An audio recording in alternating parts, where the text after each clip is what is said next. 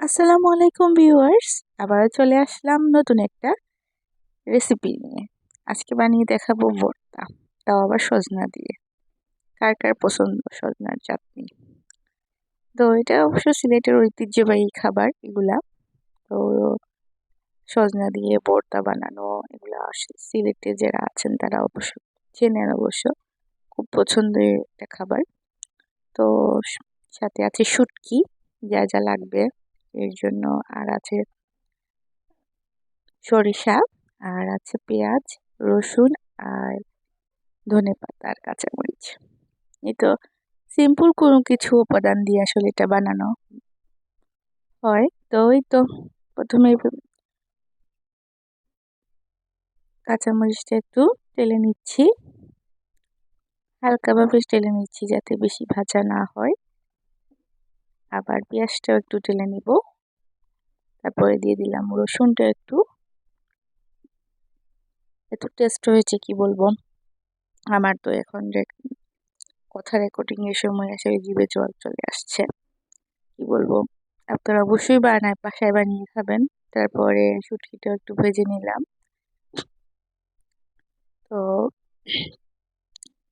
যেহেতু ঠান্ডা লেগেছে আমার অনেক বেশি, তো আসলে যাদের ঠান্ডা লাগে বা অনেক সময় নাক বন্ধ হয়ে যায়, তো এই চাটনিটা ভর্তাটা বানিয়ে খেলে আবার খুব ভালো, মুখে টেস্ট ফিরিয়ে আসে আসলে।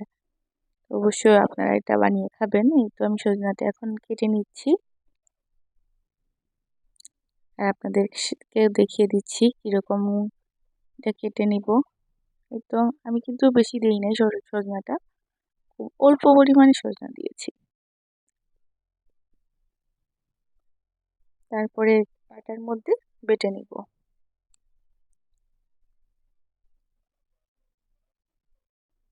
তারপরে একসাথে সবগুলা উপাদান মিক্স করে নিব।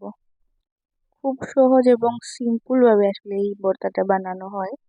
তো আপনারা যাদের খুব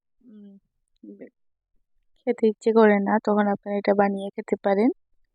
তারপরে দিয়ে দিলাম পেঁয়াজ, যেহেতু পেঁয়াজটা দিয়ে ভেজেছিলাম আগে। এক এক করে এক একটা ইয়ে করব। এই তো বাটাবাটি শুরু হয়ে গেল। তারপরে এক এক করে সব মিক্সিং করা হচ্ছে। এত টেস্ট কি বলবো, সবগুলা একসাথে করে আবার বাটা হচ্ছে। তারপর একবারে লাস্টে দিয়ে দেওয়া হলো ধনেপাতা। আপনারা চাইলে ব্লেন্ডারও এটা করতে পারেন, এত সুস্বাদু হয় কি বলবো, একবার হলেও বানিয়ে খাবেন। আমাকে কমেন্ট সেকশনে জানাবেন কার কেমন লাগলো। সবাই ভালো থাকবেন, আর আমার ভিডিওটা যদি ভালো লাগে অবশ্যই একটা লাইক দিবেন। এর চেয়ে যদি বেশি ভালো লাগে তো সাবস্ক্রাইব করবেন। সবাই ভালো থাকেন, এই বলে শেষ করলাম। আসসালামু আলাইকুম।